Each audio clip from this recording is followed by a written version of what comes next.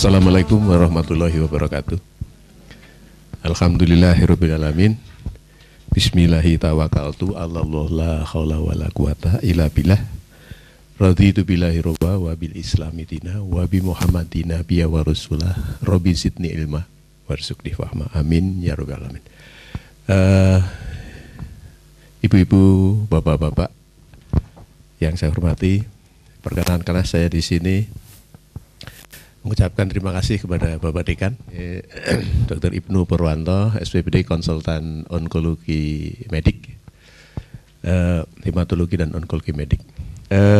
Yang kedua, juga pembahas pada bedah buku ini, Dr. Nahar Taufik, ini teman saya satu kantor juga, beliau konsultan intervensi.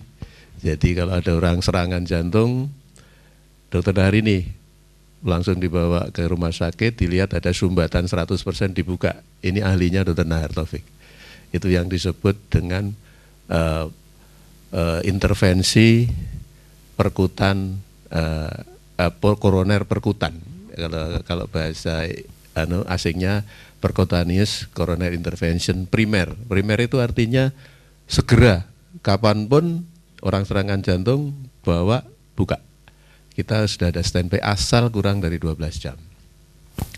Kemudian juga pembawa acara sangat baik sekali untuk perkenalannya. Saya mulai dengan peran awam pada henti jantung mendadak. Jadi sebetulnya henti jantung mendadak ini bisa terjadi siapa saja. Ini ada suatu pengantar ya. Ini sering kita membicarakan, loh kemarin si Fulan itu ngobrol-ngobrol dengan saya. Kok sekarang sudah ada berita lelayu lewat masjid atau apa, ya kan? Kalau sudah meninggal. Ternyata meninggalnya ini itu pada saat si Fulan ini sebagai imam memimpin sholat istrinya. Dan tiba-tiba dia waktu sujud nggak bangun lagi. Istrinya waktu itu sedang makmum dan istrinya terbongong-bongong nggak bisa berbuat apa-apa. Nah, seandainya si Fulan, si istri itu dia waktu makmum tahu dan bisa melakukan pijat jantung luar atau sering disebut kompresi dada, ini dalam bahasa populer medik, dengan benar. Dengan benar ini penting karena kompresi dada semua orang bisa kompresi, tapi kadang tidak benar. Nanti yang benar bagaimana? Kita ada workshopnya. Nah, insya Allah kalau belum takdirnya suaminya itu si Fulan bisa ditolong. Ini harapan daripada bedah buku ini. Sekarang bagaimana sebetulnya henti jantung mendadak itu? Apa atau itu? Makanan apa? Jadi semua orang meninggal pasti henti jantung, ya? Setuju ya? Pasti henti jantung. Cuma masalahnya henti jantungnya itu bukan mendadak. Nah, yang bisa diselamatkan adalah henti jantung mendadak. Apa itu? Definisinya adalah kematian yang tak terduga, Bu. Jadi kalau yang terduga mboten. Artinya kita nggak ngerti tiba-tiba kok meninggal, tak terduga, waktunya singkat pada seseorang yang mungkin dia memang punya penyakit jantung, tapi juga nggak tahu kalau dia punya penyakit jantung. Itu. Nah, ini waktunya kurang dari 1 jam umumnya. Nah, ini kalau ibu bapak sekalian perhatikan bahwa henti jantung mendadak ini ternyata hampir 500.000 ya, setengah juta ya, per tahun.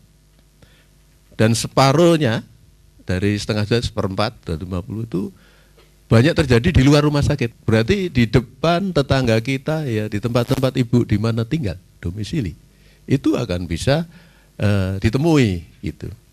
Nah, ada data yang mengatakan yang sampai di rumah sakit dan resusitasi itu sekitar, ini di negara maju. Apakah kita bisa mencapai sekitar paling tidak separuhnya gitu? Tidak bisa. Belum bisa. Mudah-mudahan ke depan mungkin bisa. Nah, ibu bapak sekalian, dilihat di sini 80% itu karena penyakit jantung koroner. Nah, tadi saya sebut dalam perkenalan ke Dr. Nahar, karena orang serangan jantung itu kira-kira sepertiga lah itu ada komplikasi henti jantung mendadak ini. Dan penyebab dari henti jantung mendadak ini itu 80%-nya kebalikannya tuh orang dengan penyakit jantung koroner, walaupun ada penyebab yang lain. Dan ini data ini sekira-kira di dunia ini kira-kira 7 juta yang karena henti jantung mendadak. Nah, Ibu dan Bapak sekalian, ternyata sebetulnya henti jantung mendadak ini sebetulnya tidak harga mati. Nek wis henti jantung mendadak ya wis ditungake, enggak. Sebetulnya masih ada usaha yang kita bisa menggagalkannya. Dan ini tadi sudah disebut oleh pembawa acara, tidak hanya petugas medis, saya, para perawat, tidak, tapi ibu dan bapak sekalian, orang awam bisa berperan di sini. Dan ini ada lagi data, kalau di dalam medis, henti jantung itu ada 2, ibu dan bapak sekalian, dikelompokkan, yaitu henti jantung yang bisa kita listrik, kejut listrik, dan ada henti jantung yang tidak bisa dikejut listrik. Nah, yang bisa dikejut listrik ternyata prosentasenya lebih besar, yang disebut irama ventrikuler ini, atau berasal listriknya sangat cepat seperti berasal dari bilik jantung. Nah ini kalau dengan dikejut di HCM atau tolong, karena ini termasuk jenis HCM ya, ini dia akan memberikan hasil yang lebih baik. Nah pertanyaannya ini, apakah seorang awam bisa berperan dalam menolong atau menggagalkan orang henti jantung mendadak ini? Jadi jawabannya di sini, aku bisa, gitu. Aku bisa, atau kami harus bisa, dan memang harus bisa. Jadi kan nanti dalam setelah presentasi bedah buku ini, kemudian nanti dalam workshop diharapkan ibu dan bapak sekalian bisa berlatih, ora kudu karo manusia boleh, dengan boneka dulu, atau coba melakukan gerakan yang betul. Kalau ibu dan bapak sekalian gerakannya atau cara memompa atau pijatnya keliru, tidak akan memberikan dampak yang baik. Sekarang apa sih yang bisa kita lakukan sebagai orang awam untuk mengatasi henti jantung mendadak ini? Yang bisa dilakukan sebetulnya cukup banyak, tetapi minimal dengan BHD, yaitu bantuan hidup dasar. Ini merupakan tindakan di mana itu yang bisa dilakukan oleh kita. Nah, tapi sebetulnya sebelum kita akan melakukan pertolongan bantuan hidup dasar, mestinya kita tahu betul bagaimana gejala seorang dengan henti jantung mendadak itu. Sehingga nanti kalau kita sudah mendiagnosis atau mengenali betul ini suatu henti jantung mendadak, kita bisa melakukan pertolongan. Pertolongan yang ibu dan bapak bisa lakukan ada 2 hal sebetulnya. Yang pertama adalah ini, resusitasi jantung atau disebut CPR, dan kejut listrik. Kejut listrik ini biasanya ibu dan bapak sekalian bisa melihat kalau kita di stasiun atau di bandara itu ada alat AED itu, automatic yang warnanya kuning. Itu kalau untuk pengenalan HCM ini ibu dan bapak sekalian pertama kali itu harus melihat keresponan atau reaksi daripada korban itu, dia memang henti jantung atau tidak. Sehingga di sini penting sekali pengenalan tersebut. Ini ada hal yang penting kalau kita bicara yang sering kan time is money ya Pak, Ibu sekalian. Tapi di sini ada time is life. Sebelum time is life, sebelumnya kalau enggak serangan jantung, time is muscle, otot jantung, muscle is life. Tapi kalau komplikasinya kita time is life. Ibu dan bapak sekalian, sebetulnya pada henti jantung itu ada melalui 3 fase. Yang pertama disebut fase elektrik. Fase elektrik itu 0,4 menit. Jadi sampai 4 menit itu elektrik. Artinya apa? Artinya kalau seseorang henti jantung dalam waktu kurang dari 4 menit, itu obat yang pertama yang bisa dilakukan adalah kejut listrik. Kalau dia bentuknya yang tadi saya sebut, jadi yang memang dia indikasi untuk, kan ada 2 tipe tadi ya, yang bisa dikejut listrik. Kemudian yang kedua adalah waktu sirkulasi, fase sirkulasi. Ini 4 sampai 10 menit.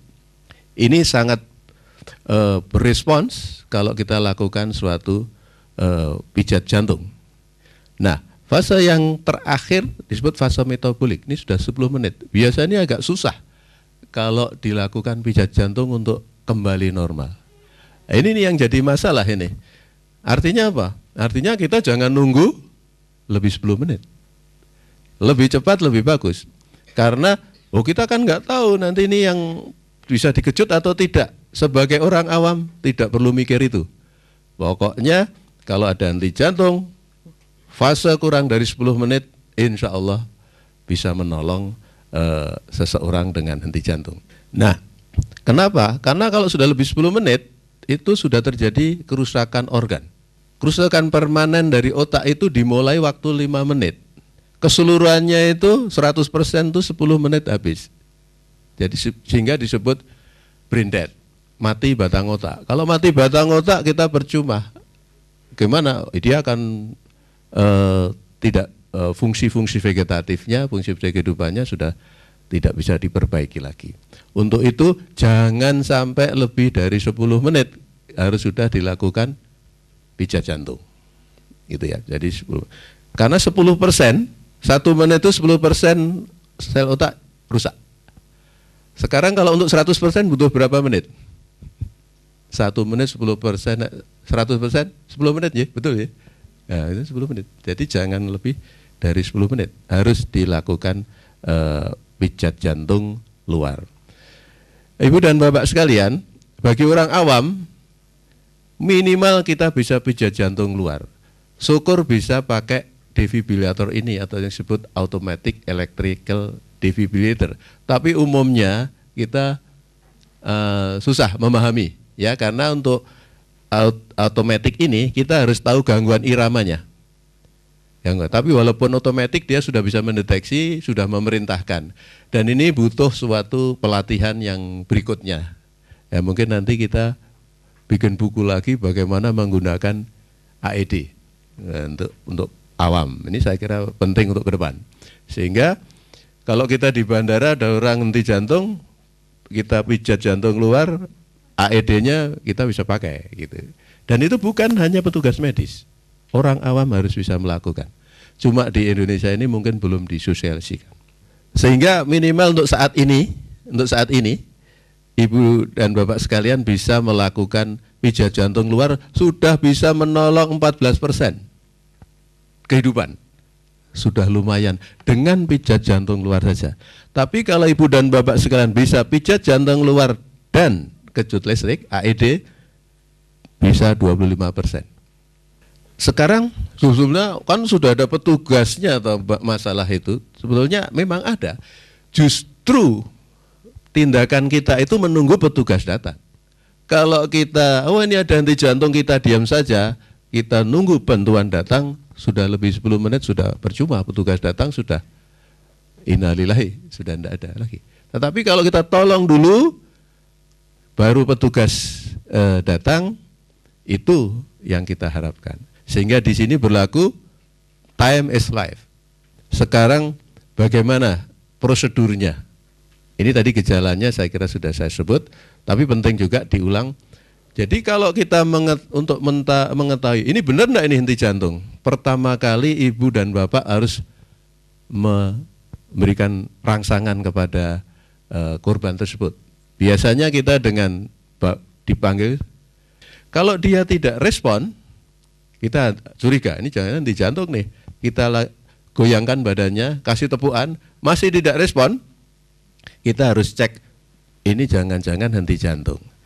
Sebelum kita sampai apa itu henti jantung, sebetulnya kehidupan itu ada 3, Ibu dan Bapak sekalian. Yang pertama adalah kesadaran, bisa kita nilai dari kesadaran. Yang kedua bisa kita nilai dari nafas. Yang ketiga bisa kita nilai dari sirkulasi atau nadi. Nah, orang dengan hilang kesadaran saja itu bisa napas sama sirkulasi, artinya ini jantungnya memompa, itu bisa. Contoh apa? Orang koma itu bisa napas dan bisa ada nadi. Kemudian kalau orang henti napas bisa masih sadar, bisa masih ada nadi. Contohnya apa? Orang kesedak itu masih bisa sadar dan dia ada nadi, ya kan? Tetapi kalau henti sirkulasi, artinya sama dengan henti jantung, tidak ada napas, tidak ada nadi, tidak sadar. Jadi ibu dan bapak sekalian, ketiga itu harus dicari. Kalau ketiga itu tidak ada, berarti ini henti jantung ini. Nah, apa yang dilakukan? Ibu dan bapak sekalian tidak usah ragu-ragu, pasiennya diterlentangkan di alas yang keras, kita kompresi. Ini yang harus dilakukan. Dan umumnya henti jantung itu paling sering ya, tadi saya sebut 80% kan penyakit jantung koroner. Keluhannya adalah nyeri dada atau mudah lelah berdebar. Kalau itu pada orang tua. Kalau pada orang muda di sini ya, ini biasanya dia sering sinkop. Sinkop itu rasa mau jatuh, mau pingsan. Ini biasanya karena ada gangguan irama biasanya. Terus, ibu dan bapak sekalian, kalau kita perhatikan di sini, ini ada, ternyata kita juga harus tanya kalau orang menghadapi orang korban dengan henti jantung, biasanya itu 45% dengan henti jantung itu dalam 1 bulan terakhir, itu ada dia pernah memeriksakan ke dokter. Tapi hanya 45%, sedangkan yang 55% tidak. Ya. Dan ini bahkan ada keluhannya ini tidak berhubungan dengan jantung kadang-kadang. Ya. Satu lagi, kalau orang dengan payah jantung, jadi kalau kita berobat itu di dokter jantung itu sering di eko ya Bu ya, eko atau pemeriksaan yang lain, itu kita bisa melihat namanya fraksi ejeksi, kemampuan pompa. Kemampuan pompa yang rendah, normalnya di atas 50%, kalau di bawah 30-35, ini resiko untuk henti jantung mendadaknya tinggi. Jadi ini juga penting untuk Nah, tentu saja karena tadi penyakit jantung koroner yang penting, faktor risiko ini juga harus diperhatikan. Ibu dan bapak sekalian yang hadir di sini kira-kira punya enggak ini? Ada keluarga yang punya penyakit jantung prematur, itu artinya kalau laki-laki di bawah 55, kalau wanita di bawah 65. Itu disebut prematur. Kemudian atau disebut usia koroner ada. Kalau usia koroner itu laki-laki di atas 45. Ini yang ada di atas 45 laki-laki usia koroner. Artinya mudah kena serangan jantung. Kalau perempuan di atas 55 tahun dan atau menopause atau pasca histerektomi dengan total. Jadi indung telurnya diambil. Nah, ini selain itu merokok, kolesterol tinggi, hipertensi, diabetes, ini juga merupakan faktor risiko untuk orang dengan serangan jantung. Nah, seperti tadi saya katakan bahwa serangan jantung tidak harus henti jantung mendadak. Tetapi saking banyaknya, sepertiga, sehingga ibu dan bapak sekalian kalau ada berita, si A atau koncoku atau teman saya itu meninggal, itu apa yang dalam komentar bapak pertama dan ibu sekalian? Oh, serangan jantung, ya kan? Nah, karena ini Bu, karena 33% lah, sepertiga itu. Sebetulnya kalau enggak komplikasi HJM ini ya dia tidak meninggal. Ya serangan jantung tapi tidak meninggal. Salah satu penyebab meninggal dari serangan jantung selain HJM ini adalah bilik kirinya enggak mau memompa lagi atau terlalu berat memompa sehingga jadi shock. Jadi shock jantung namanya. Nah, ibu dan bapak sekalian, sekarang kalau kita menghadapi pasien henti jantung mendadak ini harus segera dilakukan tindakan. Nah, diagnosis dan manajemennya. Jadi sekarang diagnosis kita sudah tahu. Jadi kalau dia tidak respons, tidak napas, tidak ada sirkulasi, tidak sadar, berarti itu henti jantung mendadak. Ini itu betul-betul. Nah, apa yang dilakukan Ibu dan Bapak sekalian setelah menemui itu apa reaksinya? Jika tidak respon, jadi yang harus dilakukan Ibu dan Bapak sekalian, korbannya biar di situ dulu, jangan dipindah. Ya. Kecuali kalau tidak responnya di tengah jalan. Nah, itu di pinggir sungai ya, itu pinggirkan. Nah, dalam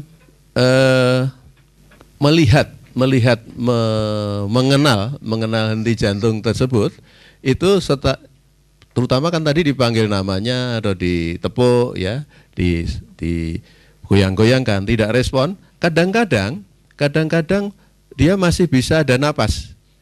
Itu sebetulnya bukan napas itu, Ibu dan Bapak sekalian. Itu disebut dengkuran atau disebut dengan gasping. Jadi kayak, nah itu hanya sisa-sisa daripada gerakan dinding dada untuk mengeluarkan napas. Nah, kalau memang sudah tidak respon, Ibu dan Bapak sekalian harus cek ada sirkulasi tidak. Jadi kalau tidak sadar, tidak napas kan tadi, buktikan sirkulasinya ada tidak. Jadi sirkulasi itu dicek di sini, Ibu dan Bapak sekalian. Ini disebut arteri karotis di daerah sini. Arteri karotis di sini ada kanan dan kiri. Itu dipijat di situ, bukan dipijat tapi diraba di situ. Tapi tidak boleh lebih dari 10 detik. Artinya apa? Kalau kita supaya bisa cepat tahu, kita latihan. Latihan dengan siapa? Jangan karotis kita sendiri, karotis teman kita, tetangga kita. Begitu kita sering meraba karotis tetangga kita, oh ini loh denyut. Begitu ada korban, orang denyute iki. Berarti apa? HCM. Nah, HCM apa yang dilakukan? Kompresi, ya gitu ya Ibu dan Bapak sekalian. HCM. Nah setelah itu kalau tidak ada karotis, sebetulnya sebelum Ibu melakukan kompresi apa? Call for help. Minta bantuan dulu ke rumah sakit yang mempunyai mempunyai pengobatan ataupun alat-alat emergensi yang bisa melanjutkan kehidupan. Karena kita kan bisanya BHD, ya kan, orang awam BHD.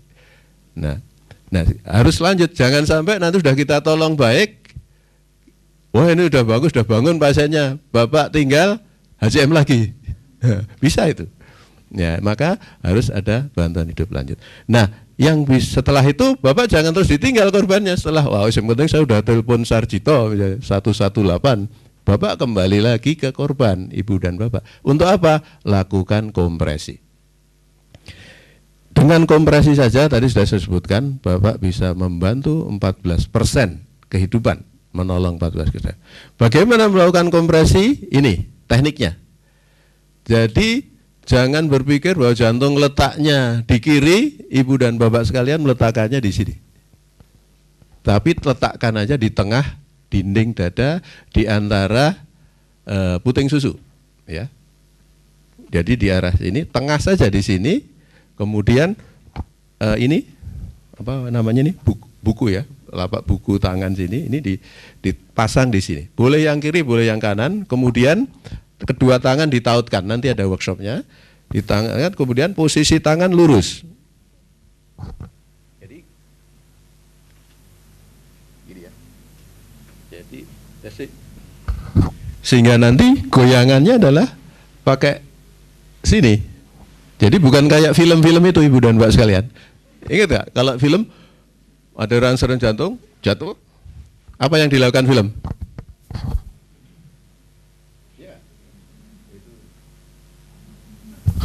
Berarti ini memang film. Jadi kalau film ya memang begitu. Tapi kalau yang benar harusnya lurus, tangan kita lurus, betul, kompresi.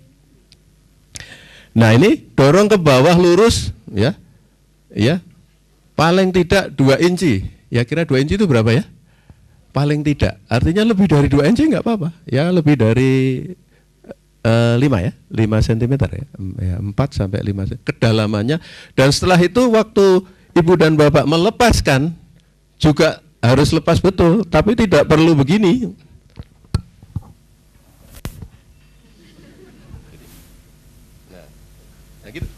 Jadi posisinya seperti itu. Dan itu lakukan 100 kali per menit. Per menit.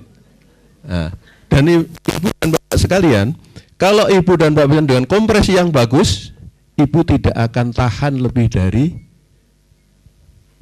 2 menit. Kudu diganti. Jadi kita tidak akan tahan. Tetapi kalau ibu, saya pernah dengan murid saya, ada korban, Anda sudah kompresi berapa menit? Sudah 20 menit dok, dengan bangganya. Anda kompresi sendiri. Meninggal tuh bahasanya? Iya.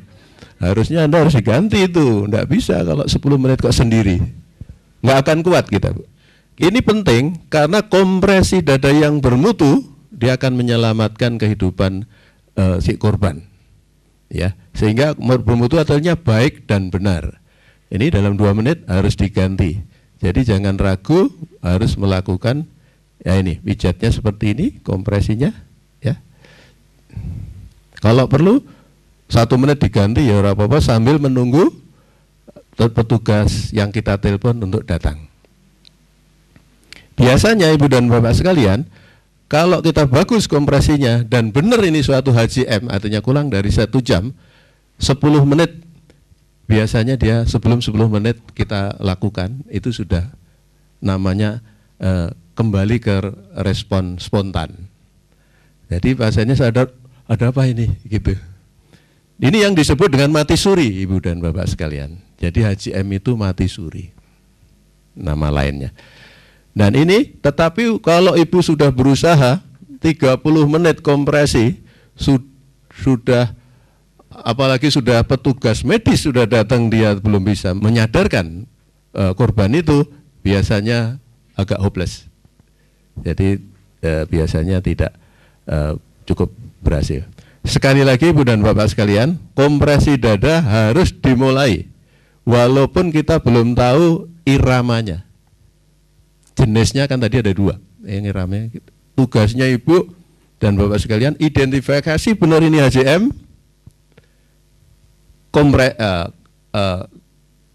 call for help, kompresi, nunggu bantuan datang, itu aja. Dan nanti untuk yang ke depan, kalau bapak bisa, sudah ibu dan bapak bisa melakukan AED, itu sangat baik. Sehingga ini mungkin akhir dari presentasi saya, bahwa tindakan kompresi dada itu sering ibu dan bapak sekalian agak ragu. Wah, nanti pas dikompresi, dipijat itu mak kretek. Wah, itu tulangnya patah. Lebih baik tulangnya patah ning urip. Ya, daripada, makanya supaya menghindari kreteknya itu jangan di sini, tapi di tengah. Dinamanya tulang dada atau sternum. Kalau di sini aman, ora usah minggir-minggir ngewanengan gitu, tengah. Itu ya. Nah itu ibu dan bapak sekalian, sepanjang ujung, biasanya yang patah itu tulang rusuk. Asal dia tidak sampai menusuk organ dalam tidak apa-apa. Itu diatasi kemudian. Sehingga penting sekali ibu dan bapak sekalian jangan ragu. Karena begitu kita bisa melakukan kompresi dada dengan baik dan benar, pasien bisa kembali sadar, digagalkan dari HJB, berarti bapak, ibu dan sekalian menyelamatkan kehidupannya. Saya kira itu saja. Terima kasih. Assalamualaikum warahmatullahi wabarakatuh.